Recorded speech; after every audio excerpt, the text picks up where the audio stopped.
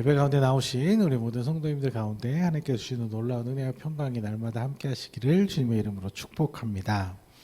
네, 이제 성탄절도 정말 코앞으로 다가왔고 연말 모임이라 연말이라 여러 모임들도 참 많고 여기저기 다니는 데마다 사람들도 많이 붐비고 차도 막히고 그러는데요.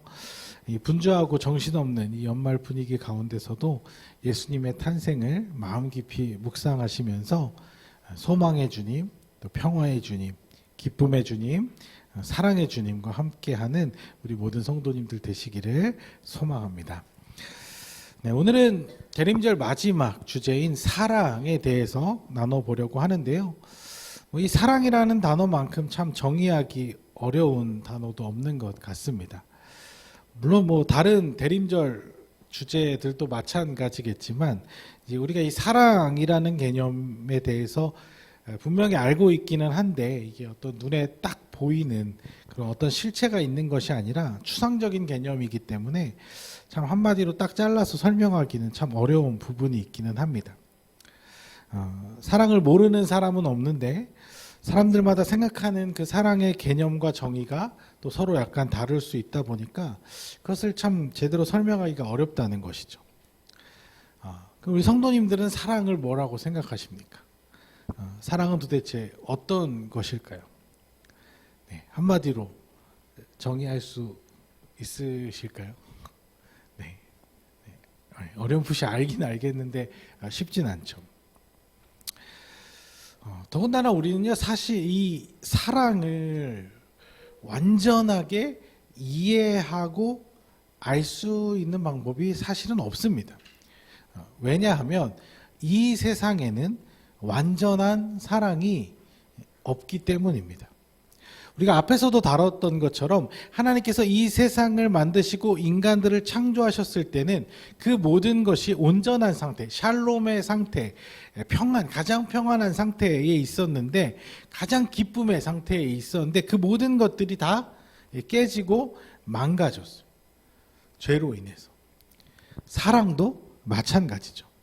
그래서 우리가 죄가 이 세상에 들어오기 전에 어땠는지를 우리는 경험해보지 못했기 때문에 하나님께서 보시기에 심히 좋았다고 하셨던 그 온전한 샬롬을 정확하게 이해할 능력이 없다는 것입니다. 그래서 우리가 이해할 수 있는 것은요, 사실 굉장히 부분적이고 일부분이고 또 희미하고 한계가 정해져 있다는 것이죠. 그래서 사도 바울도 성도들에게 편지를 쓸 때 이런 말을 썼어요. 우리가 하나님에 대해 알아가는 것이 거울을 보는 것 같이 희미하다, 이런 표현을 했어요. 고린도전서 13장 12절의 말씀인데, 이 당시 거울이라고 하면 우리가 이렇게 정확하게 지금 우리가 보는 이런 유리 거울이 아니라 청동 거울을 쓰던 시대였기 때문에 이게 명확하게 보이는 게 아니라 그냥 대충 이렇게 알아볼 수 있는, 희미하게 명확하게 이렇게 보이지 않는 그런 거울이었어요. 그래서 이렇게 표현을 했던 거예요. 그러니까 죄로 망가진 이 세상에서 우리가 하나님에 대해서 어렴풋이 이해하고 있지만 사실 그것을 완전히 이해하기는 어렵다는 것입니다.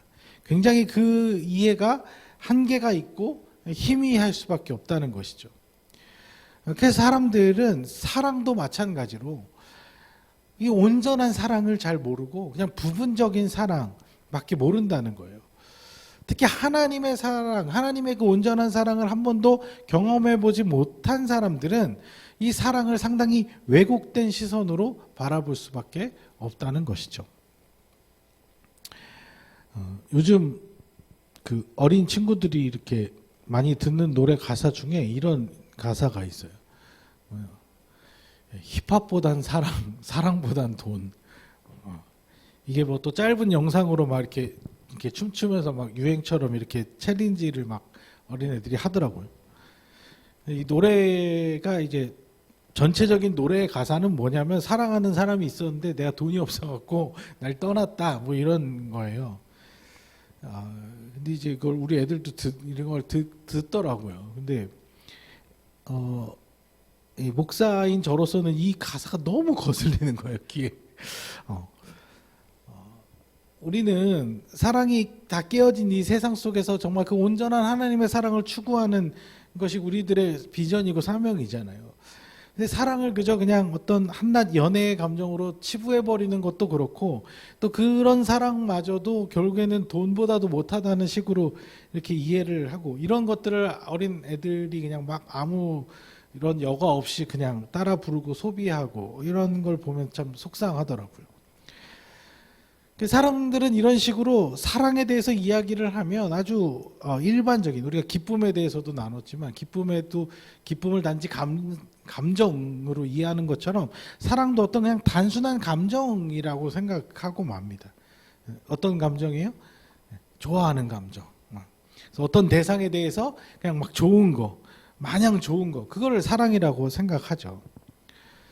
그래서 뭐 연애를 가장 사랑하면 그 연애를 가장 많이 이야기하게 되는데, 그래서 누군가가 이렇게 눈에 들어오고 막 좋아지는 그런 감정이 생기는 것. 이 감정이 되게 처음 경험할 때 굉장히 신비롭고, 굉장히 뭔가 눈이 이렇게 떠지는 것 같고 막 미칠 것 같이 이렇게 주체가 안 되는 이런 감정이기 때문에 사람들이 이제 그때 이런 것들을 사랑이라고 생각을 하는 거예요. 하지만 우리는 그 감정이 굉장히 일시적이고 한계가 있다는 것을 잘 알죠. 이미 다 경험했죠. 사실 사랑이라는 것은 어떤 단순히 이성 간의 어떤 끌림을 넘어서는 인간 대 인간으로서 어떤 굉장히 인격적인 그런 감정입니다. 뭐 단순히 남녀 관계에 국한되는 것이 아니에요. 사랑이 그런 어떤 단순히 어떤 이성에 대해서 좋아하는 감정이라면 사실 부모가 자녀를 낳았을 때 그 생기는 그 숭고한 어떤 사랑의 감정, 이것을 어떻게 이해할 수 있겠습니까? 우리가 이것도 역시 사랑이라고 부르잖아요. 사랑은 그렇게 어떤 단순한 감정일 수 없다는 것이죠. 사랑은 모든 인간관계에서 나타날 수 있는 아주 신비롭고 아름다운 그런 관계성입니다. 우리가 인생을 살아가면서 만나는 수많은 관계들 속에서 우리는 사랑을 경험할 수 있고 사랑의 관계를 맺을 수 있다는 것이죠. 그런 일시적인 어떤 상태, 어떤 좋아하는 감정이 막 드는 일시적인 상태가 아니라 오랜 시간을 두고 맺어지는 어떤 관계 안에서 나타나는 굉장히 종합적인 상호작용이라고 할 수 있다는 거예요. 그런데 문제는 우리가 앞에서도 이야기를 했지만 이 죄로 타락한 세상에서는 그 온전한 사랑을 찾기가 거의 불가능하다는 거예요. 그래서 사람들도 사랑을 믿지 않으려는 거고 일시적인 감정으로 이해해버리고 마는 것입니다. 우리도 마찬가지로 인생을 살면서 사랑이 무엇인지 어렴풋하게 경험하기는 했지만 사실은 또 한편으로는 사랑의 실패를 더 많이 경험했을 것이고 또 그로 인해서 굉장히 마음의 상처와 어떤 그런 후회를 마음에 담고 있을 수 있다는 것입니다. 왜냐? 이 세상에는 어떤 누구도 사랑을 온전히 받을 만한 그런 모습조차도 없기 때문이라는 거예요. 그래서 연애나 결혼 관계 생각해 보면 막 처음에 사랑의 감정이 넘칠 때는 막 상대방의 그런 실망스러운 모습이 보여도 보통 뭐 콩깍지가 씌었다 그러죠. 그것도 다 예뻐 보이고 그것도 다 좋아 보이고 막 다 그냥 모든 게 다 오케이, 다 좋아 보이는데 이제 오랜 시간 그 삶으로 들어와서 삶을 함께 지내다 보니까 처음에는 내가 기대하고 바랐던 그런 모습들이 있는데 그런 것들이 점점 없어지고 그래서 콩깍지가 점점 눈꺼풀이 점점 벗어지고 전혀 다른 모습을 경험하게 되고 나중에는 정말 별거 아닌 사소한 것도 그냥 기분 나쁘고 보기 싫고 막 짜증이 나기도 하고 그렇게 되는 거예요. 그래서 막 살다 보면 그런 생각, 이 사람이 그때는 나랑 정말 잘 맞는다고 생각했는데 이렇게 나랑 다르네? 이렇게 나랑 안 맞네? 와, 이렇게 환상이 다 깨질 수 있나? 이런 지점들이 막 생기는 거죠. 그러다 보면 사랑은 점점 식어지고 그 관계들은 깨어지게 될 수 있다는 것입니다. 근데 모든 인간관계가 다 마찬가지예요. 직장 동료, 친구, 또 심지어 함께 신앙생활하는 우리 성도들 사이에서도 또 목회자와의 관계에서도 마찬가지예요. 막 한참 좋을 때는 서로를 응원하고 정말 서로 영원히 함께할 수 있을 것 같고 좋은 관계를 계속 유지해 나갈 수 있을 것 같은데 그렇게 관계를 맺다가 서로 기대하지 못했던 그런 모습들을 보게 되면 또 서로가 내가 생각한 것과 전혀 다른 이건 아니라고 생각하는 그런 모습들을 보면 그 사랑의 관계들이 깨어지게 돼 있죠. 심지어는 가족 관계도요. 사실 가족 관계는 끊을 수가 없잖아요. 절대 끊을 수가 없는 게 가족 관계인데 이 가족 관계마저도 상대를 너무 아프게 하고 힘들게 하다 보면 그 사랑의 관계들이 끊어지고 깨어질 수도 있게 되는 것입니다. 그러니까 결국 죄로 타락한 이 세상에서는요, 어떤 인간도 내가 사랑을 줘도 그 사랑을 온전히 받지 못해요. 서로 사랑을 주고받으면서도 늘 아픔과 상처를 줄 수밖에 없는 그런 모습. 그래서 잠깐은 사랑할 수 있고 어느 정도는 그 관계를 유지할 수 있지만 결국 서로에 대해서 더 가까이 알면 알수록 그 사랑의 관계들은 깨어질 수밖에 없는 한계를 가지고 있다는 거예요. 근데 그럼에도 불구하고 모든 인간은 사랑하고 싶어 합니다. 사랑의 대상을 찾고 싶어요. 사랑받고 싶기도 하지만 또 사랑하고 싶어 하기도 한다는 거예요. 근데 문제는 서로가 그 사랑을 온전히 주고받을 수 없는 대상이기 때문에 마음 줄 데가 없는 거예요. 정 주고 마음 주고 사랑도 주고 다 줘도 결국엔 실망만 안기고 상처만 남게 되니까. 그래서 인간은 정말 이 사랑이 너무 필수적인 요소인. 그러니까 하나님이 처음에 우리를 창조하실 때부터 그렇게 창조하셔서 그런 것 같아요. 이 사랑을 주고받지 않으면, 사랑의 관계를 맺어가지 않으면 마음이 공허해지고 무기력해지고 삶에 힘이 생기질 않아요. 사랑을 해야 힘이 나고 에너지가 넘치고 생명력이 피어나는데 사랑의 상처만 받고 여러 번의 실패를 반복하다 보니까 그 사랑에 대해서 기대감이 떨어지고 그 사랑의 에너지들이 없으니까 삶이 무미건조해지고 피폐해지고 또 불행한 것처럼 느껴지게 된다는 거예요. 그래서 결국은 다들 어떻게 되냐면 결론적으로 이 세상을 살아가는 사람들은 결국엔 자기 자신만 사랑하게 되는 거예요. 자기 자신밖에 생각을 못하는 거죠. 그래서 이기적이고 자기중심적인 존재가 되어버리고 맙니다. 이 악순환의 고리를 끊기 위해서 이 땅에 오신 분이 바로 우리 예수님이십니다.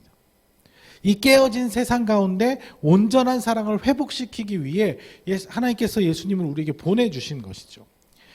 그러니까 우리는 늘 누군가에게 실망감만 안겨줄 수밖에 없는, 사랑받을 자격이 없는 연약하고 약한 존재, 악한 존재인데 그럼에도 불구하고 하나님께서는 우리를 포기하지 않으시고 끝까지 사랑해 주시는 그런 분이라는 거예요. 그러니까 우리는 이 세상에서는 기댈 데가 없어요. 근데 참 다행인 것이 하나님의 사랑은 아직 완전하고 온전하다는 것이죠. 그분은요, 심지어 우리의 잘못으로 인해 생긴 그런 모든 피해들인데 그것을 스스로 다 떠안으시고 책임지시고 그 값을 본인이 다 치르셔서 더 이상 우리가 그 문제로 고민하지 않게끔까지 해주신 거예요. 그리고는 우리에게 괜찮다고, 다 이해한다고, 그리고 사랑받을 만한 자격이 있는 존재라고, 너희는 사랑받을 존재라고 불러주신다는 것이죠. 이 하나님의 사랑을 이 하나님의 사랑에 대한 이야기를 들을 때 이 사랑, 온전한 사랑을 이해하지 못하는 사람들은요, 이걸 되게 부담스러워할 수 있습니다. 받아들이기 어려워할 수 있어요. 그래서 이렇게 되묻죠. 왜 저를 사랑하는데요? 왜 이렇게까지 날 사랑하시나요? 그래서 피하기도 하고 때로는 외면하기도 합니다. 그런데 하나님의 사랑은, 하나님은 지칠 줄 모르시는 분이에요. 하나님의 사랑은 식지 않으셔요. 끝까지 기다리시고 끝까지 우리 편에 서주시고 끝까지 우리 입장을 이해해 주시는 분이라는 거죠. 그뿐입니까? 그 사랑의 관계가, 우리가 이렇게 하나님과 사랑의 관계가 회복됐잖아요. 회복되고 나서는 그럼 우리가 잘하냐? 사실 그러지도 못해요.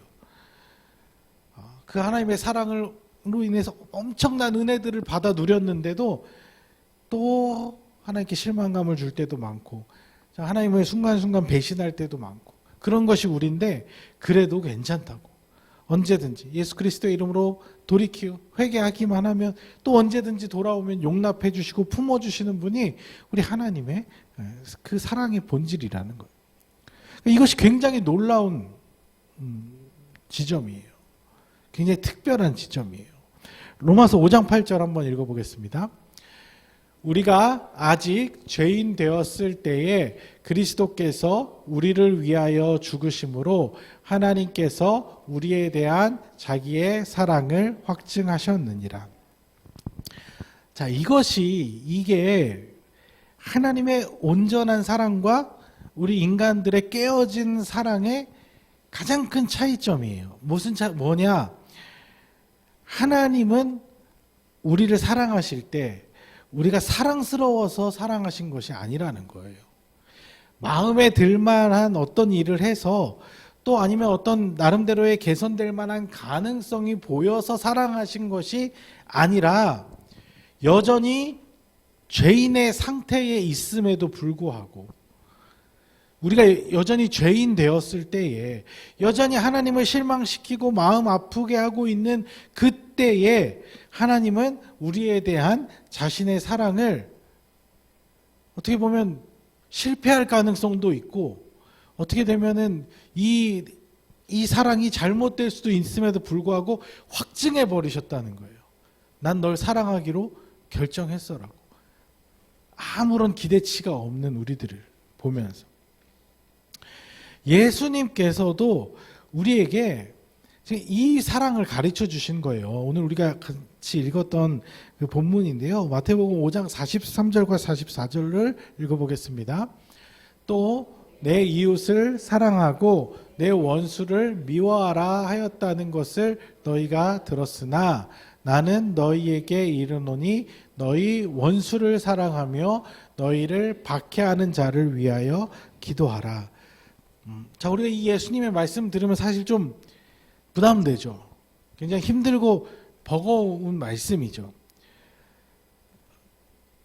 사실은요, 우리는 이웃도 사랑을 잘 못하는데 이웃도 사랑하는 것이 버거울 때가 많은데 이웃을 넘어서 원수까지 나에게 아무런 유익이 되지 않을 뿐만 아니라 나를 해할 수 있는 존재, 나에게 상처를 주고 아픔을 주는 원수까지 사랑하라고 하신 거예요. 우리 입장에서는 거의 불가능한 이야기를 지금 하고 계신 거예요. 근데 맞아요. 이게 거의 우리 삶에서는 사실 실현 불가능한 지점에 있는 것입니다. 당장 우리가 이것을 실천하기는 굉장히 버거운 것이 사실이에요. 원수도 또 사실 원수도 원수 나름이죠. 완전히 관계가 망가진 관계를 회복하는 건 쉽지 않습니다. 사랑도 나 혼자만 마음 고쳐먹는다고 되는 일이 아니잖아요. 때로는 이 말씀 때문에 이걸 원수를 사랑해야 한다는 이 압박감 때문에 이걸 시도해 보려고 생각하는 것만으로도 엄청 스트레스가 될 수도 있는 일이에요. 근데 예수님 왜 이렇게 말씀하셨을까? 우리에게 왜 이렇게 부담을 주셨을까? 우리가 여기서 집중해 봐야 할 부분은 이 말씀에 그냥 표면적으로 원수를 사랑하라는 이 논리가, 이 가르침이 왜 나온 것인가? 무슨 이유와 목적으로 원수까지도 사랑하라고 말씀하셨을까? 이걸 좀 생각해 봐야 한다는 거죠. 그 뒤에 나오는 46절의 말씀을 한번 읽어보겠습니다. 너희가 너희를 사랑하는 자를 사랑하면 무슨 상이 있으리요? 세리도 이와 같이 아니하느냐. 이 말씀 자체는 많이 들어보셔서 다 아시는 말씀일 거예요. 그러니까 지금 예수님 하시는 포인트는 뭐냐면 나를 좋아해주고 나를 따르고 나를 이해해주는 사람들에 대해서 그대로 갚아주는 것. 그래서 나도 똑같이 좋아해주고 따르고 이해해주는 것. 이건 굉장히 일반적인 그런 관계의 상호작용이죠. 근데 여러분들 아까도 얘기했지만 사실 우리는 사랑을 잘 모르는 존재, 깨어진 존재이기 때문에 여러분들 우리 지난날의 과거를 잘 한번 생각해 보세요. 나한테 잘해주고 나한테 그렇게 나를 좋아해주고 나를 아껴주고 나한테 잘해줬던 사람들한테 그만큼 잘 돌려주셨나요?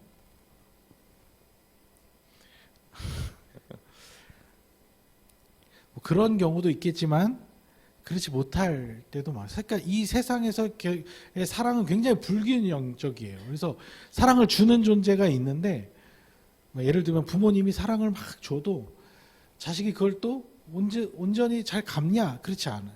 친구들과의 관계에서도 누구는 헌신적으로 막 친구를 위해서 모든 걸 다 쏟는데 한쪽에서는 그러지 못해서 관계가 깨지는 경우도 많잖아요. 우리가 다 죄로 인해서 망가진 존재이기 때문에 그런 거예요. 그러니까 이걸 생각해 보면요, 하나님의 사랑이 아닌 인간들 사이에서의 사랑으로는요, 모든 관계는 결국에는 다 원수가 될 수밖에 없는 구조예요. 왜냐하면 내가 사랑해도 사랑한 만큼 되돌려받지 못하게 될 것이 뻔하니까. 누군가 나를 많이 사랑해 주었어도 그 사랑에 온전히 보답하지 못할 때가 더 많으니까 이 사랑의 상호작용이 계속해서 시간이 지나가다 보면 서로 마이너스가 되는 거예요. 그럼 결국에 이 세상에서의 사랑은 언젠가는 바닥날 수밖에 없는 거죠. 그러니까 나한테 잘하는 사람한테만 잘한다, 이 방식으로는 이 세상에서의 사랑은 씨가 마를 수밖에 없어요. 그런데 하나님께서는 이런 일반적인 상호작용으로 우리를 사랑하신 게 아니라는 거죠. 그 사랑에 우리는 아무 보답도 하지 못했는데 그럼에도 불구하고 그 사랑을 멈추지 않고 미워하지 않으시고 포기하지 않으시고 버리지 않으시고 그 사랑의 관계를 계속 끌고 가신다는 거예요.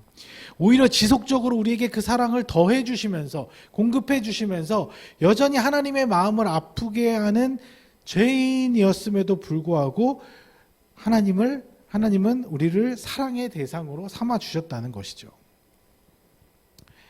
그러니까 하나님 입장에서는요, 우리는 배신자고 상처 주는 자고 마음 아프게 해주는 자, 그러니까 결국에는 그걸 한마디로 하면 우리가 원수예요.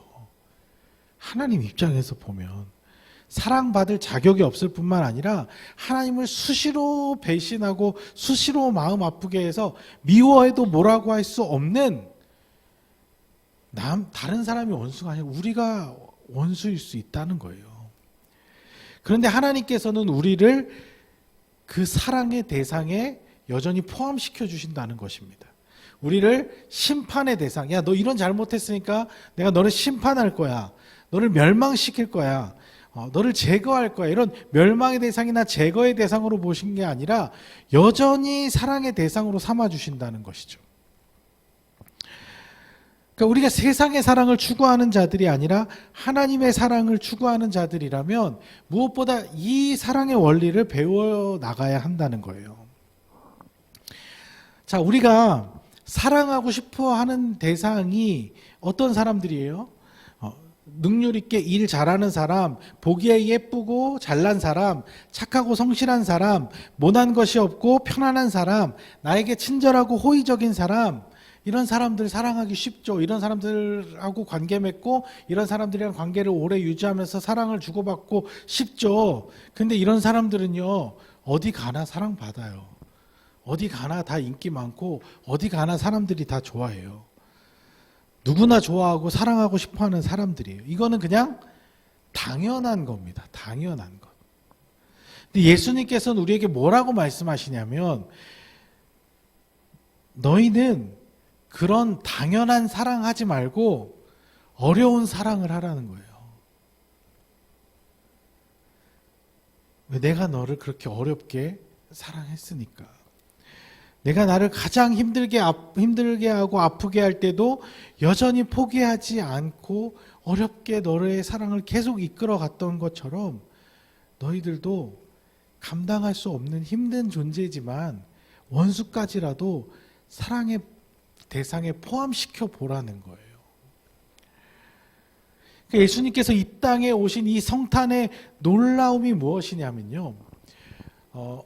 예수님께서 이 땅에 죽으러 오셨잖아요. 그래서 이 죽음을 통해서 결국 우리를 구원하시려고 하신 건데, 그럼 누구를 구원하시러 오신 거냐? 그 대상에 있어서 어느 한 사람도 빠지는 사람이 없다는 겁니다. 그 대상이 결코 제한적이지 않다는 거예요. 그러니까 예수님 이 땅에 우리를 구원하시기 위해서 오셨을 때 이미 누구는 살리고 누구는 죽이고 율법을 잘 지키는 사람들은 살리고 율법에 관심 없는 사람들은 버려. 유대인들은 다 살리고 이방인들은 다 멸망시켜 착하게 산 사람들만 모아서 이 사람들만 살리고 못된 지난 놈들은 다 죽여, 이렇게 구원하러 오신 게 아니라는 거예요. 예수님의 대속의 대상은요, 모든 사람들이에요. 이 구원의 능력의 대상은 모든 사람들에게 다 유효한 거예요. 물론 그 사랑을 받아들이냐 안 받아들이냐, 인정하고 영접하고 참여하느냐 마냐는 우리의 선택이고 나중 문제고, 예수님 편에서, 하나님 편에서는 일단 모든 사람들을 다 구원하려고 그 사랑을 우리에게 보여주셨다는 거죠. 그러니까 일반적인 인간관계에서는 사랑할 사람만 사랑하고 마음에 안 드는 사람 미워하는 거, 이게 상식이잖아요. 근데 어떻게 보면 이 상식도요, 이렇게만 살아갈 수가 없어요. 우리가, 여러분들 모두가 함께 살아가는 세상에서 이렇게 사랑하는 것은요, 사랑을 완전히 망가뜨려 버리고 우리를 더 힘들게 하는, 사랑이 더 우리를 괴롭게 만드는 것일 수 있어요. 이게 무슨 말인지 한번 예를 들어볼게요. 제가 목사로서 우리 성도님들을 사랑하는데, 나도 인간인데 나랑 잘 맞는 사람 더 사랑하고, 나랑 스타일이 잘 안 맞는 사람은 사랑하기 어려우니까 별로 관심도 주지 않고, 그럼 어떻게 될까요? 아니면 교회 열심히 나오는 사람만 사랑하고 열심히 안 나오는 사람한테는 관심조차 두지 않아요. 교회를 위해 뭔가를 하는 사람들에게는 엄청 친절하고, 교회를 위해 아무것도 안 하는 사람들한테는 냉랭하게 돼요. 원래 나랑 오랫동안 알았던 사람들한테는 막 더 친밀하게 대하는데, 안 친한 사람은, 저 성격이 좀 낯을 많이 가리거든요. 그래서 막 잘 한다고 맨날 낯가리고 막 그러고 쭈뼛쭈뼛하고 그러면 성도님들 입장에서는 어떤 마음이 들겠어요? 여러분들, 제가 목사가 아니라 어떤 회사의 부장이거나 어떤 세상 모임의 리더였어도 그렇게 하면 안 되는 거예요. 그렇죠? 그런 식으로 행동하면요, 누군가 굉장히 상처받고 기분 나빠할 수 있잖아요. 그런데 하나님의 사랑을 이야기하는 목사가 그렇게 행동한다면 대부분 사람들 다 실망하겠죠.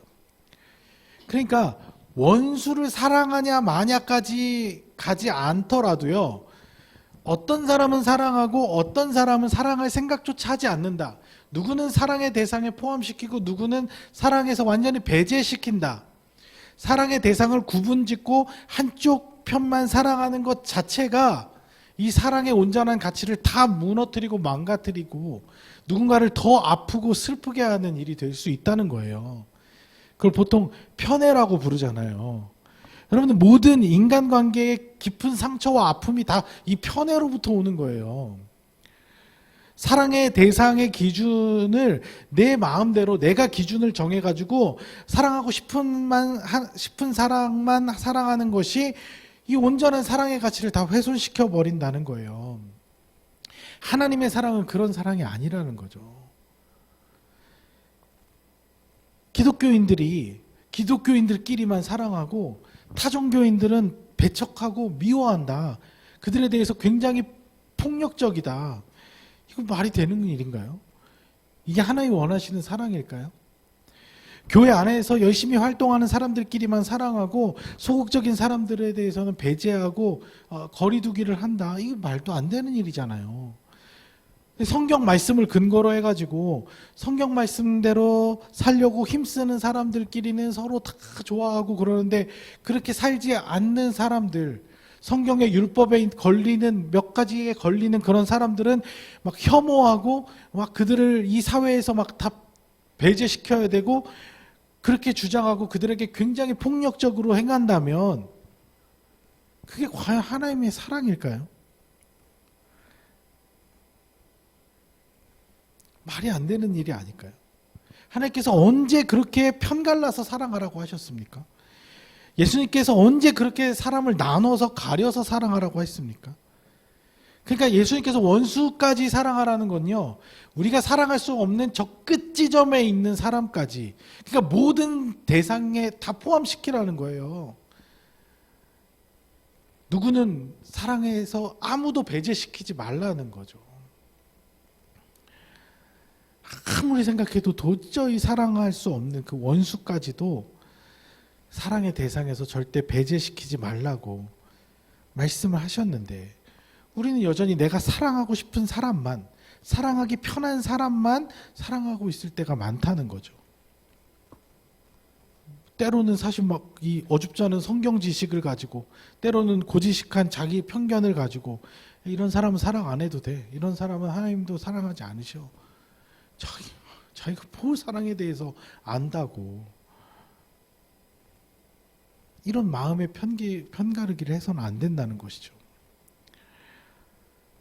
그런데 하나님의 사랑을 온전히 회복한다는 것은요, 이러한 모든 경계를 다 허무는 거예요. 사랑할 대상과 사랑하지 못할 대상을 더 이상 나누지 않는 것입니다. 내가 사랑하지 못하는 것은 내 문제고, 내가 아직 그 사람을 품을 수 없는 상태일 수 있어요. 근데 그렇다고 해서 그냥 완전히 배제시키는 것은 그건 아니라는 거죠. 예수님께서 모든 사람을 구원하기 위해서 이 땅에 오셨던 것처럼, 아니 하나님도 저 사람을 포기하지 않으시고 끝까지 지금 어떻게든 사랑해 보시겠다는데, 우리가 뭐라고 하나님도 아직 포기하지 않은 사람을 우리가 이미 먼저 우리의 기준으로 판단하고 포기할 수 있겠습니까? 물론 쉽지 않은 이야기예요. 적용하면서 살기 참 쉽지 않은 이야기입니다. 하지만 하나님께서 우리가 아직 죄인이었을 때 이미 사랑하셨던 것처럼 그렇게 하나님께서 하셨기에, 과거의 문제가 아니라 지금도, 지난 한 주도, 오늘 하루의 삶도 하나님 마음 아프게 할 때가 너무 많고 하나님 실망시킬 때가 너무 많은 우리들인데, 여러분 한번 생각해 보세요. 하나님이 우리의 그런 모습으로 인해서 우리를 사랑의 대상에서 오늘부터 배제시키겠다고 하면 어떠실 것 같아요? 그거 아니잖아요. 그게 그 대상이, 사랑에 배제받는 대상이 나라고 하면 청천벽력 같은 소리잖아요. 하나님 그렇게 하지 않으시고 여전히 우리가 돌아오기를 기다리시면서 여전히 사랑하고 있다고 말씀하시는 분이시기에 우리도 그 사랑을 본받아 보려고 힘쓰는 거죠. 그래서 혹시나 우리가 예수님 이제 오신 이 성탄절을 앞두고 우리 안에 혹시 그 사랑의 경계를 너무, 사랑의 울타리를 너무 높이 세워놓고 그 경계에 미치지 못하는 사람들에 대해서 너무 차갑게 대하거나 미워하지 않았으면 좋겠습니다. 그들을 판단하여서 혐오하고 증오하고 정죄하진 않았으면 좋겠습니다. 그건 우리의 몫이 아니에요. 심판의 몫은 우리의 몫이 아니고 하나님이 하실 몫입니다. 예수님의 탄생을 기다리는 이 대림의 기간 동안 우리 안에 높아진 이 사랑의 경계선을 조금 더 허물어서 더 많은 사람들에게 그 사랑을 흘려보낼 수 있는, 그렇게 우리 안에 온전한 하나님의 사랑이 회복되는 그런 성탄을 맞이하시기를, 우리 안에 그런 사랑이 참으로 회복되기를 주님의 이름으로 간절히 축복하고 소망합니다.